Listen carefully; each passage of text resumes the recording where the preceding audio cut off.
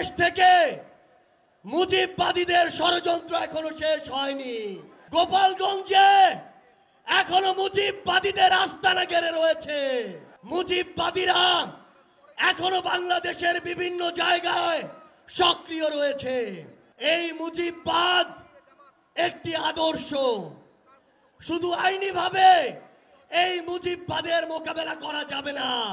আমাদেরকে অর্থনৈতিক ভাবে, রাজনৈতিক ভাবে, সাংস্কৃতিক ভাবে এই মুজিববাদের কোমর ভেঙে দিতে হবে। আমাদের মধ্যে রাজনৈতিক মতপার্থক্য থাকতে পারে, কিন্তু এই মুজিববাদের প্রশ্নে, এই স্বৈরাচারের প্রশ্নে অভ্যুত্থানের সকল শক্তিকে ঐক্যবদ্ধ থাকতে হবে।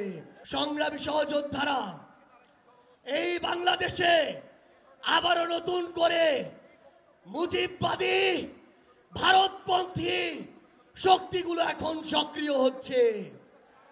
আমাদের মধ্যে মতপার্থক্য থাকতে পারে, কিন্তু এই বাংলাদেশে বাংলাদেশপন্থী ব্যতীত কোন দেশপন্থী, কোন বাদপন্থী, কোন শক্তির আর জায়গা হবে না। সংগ্রামী সহযোদ্ধারা, এই বাংলাদেশে আর ভারতীয় আধিপত্যবাদের জায়গা হতে দেয়া যাবে না। অন্য যে কোনো দেশের নামের কোন আধিপত্যবাদের জায়গা এই বাংলাদেশে হতে দেয়া যাবে না। সংগ্রামী সহযোদ্ধারা, হাজারের অধিক ছাত্র জনতা জীবন দিয়েছে। আমার হাজার হাজার সহযোদ্ধা আজকে আমার সামনে রয়েছে।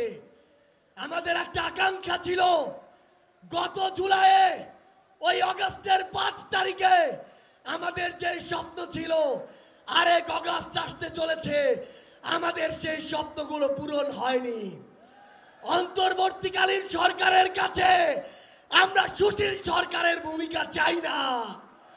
আমরা তাদেরকে অভ্যুত্থান পরবর্তী সরকারের ভূমিকায় দেখতে চাই। আমরা স্পষ্ট করে বলতে চাই, অভ্যুত্থান পরবর্তী বাংলাদেশে আমাদের বিচার লাগবে। এই বাংলাদেশে খুনি হাসিনার বিচার হতেই হবে। খুনি হাসিনার বিচারের রায় হতেই হবে। খুনি হাসিনার বিচারের রায়ের কার্যকর আমরা দেখতে চাই। আমরা স্পষ্ট করে বলতে চাই, এই বাংলাদেশে বিচার বিভাগকে কোন দলের বিচার বিভাগ হিসেবে আমরা দেখতে চাই না। আইন শৃঙ্খলা রক্ষাকারী বাহিনীকে ক্ষমতার তোষামত করা বাহিনী হিসাবে আমরা দেখতে চাই না।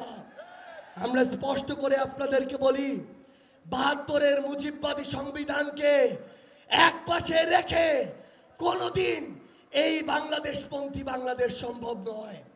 আমাদের নতুন সংবিধান লাগবে, আমাদের গণপরিষদ নির্বাচন লাগবে, আমাদের নারীদের অধিকার আমাদের নিশ্চিত করতে হবে, আমাদের সংখ্যালঘু ভাই বোনদের অধিকার আমাদের নিশ্চিত করতে হবে।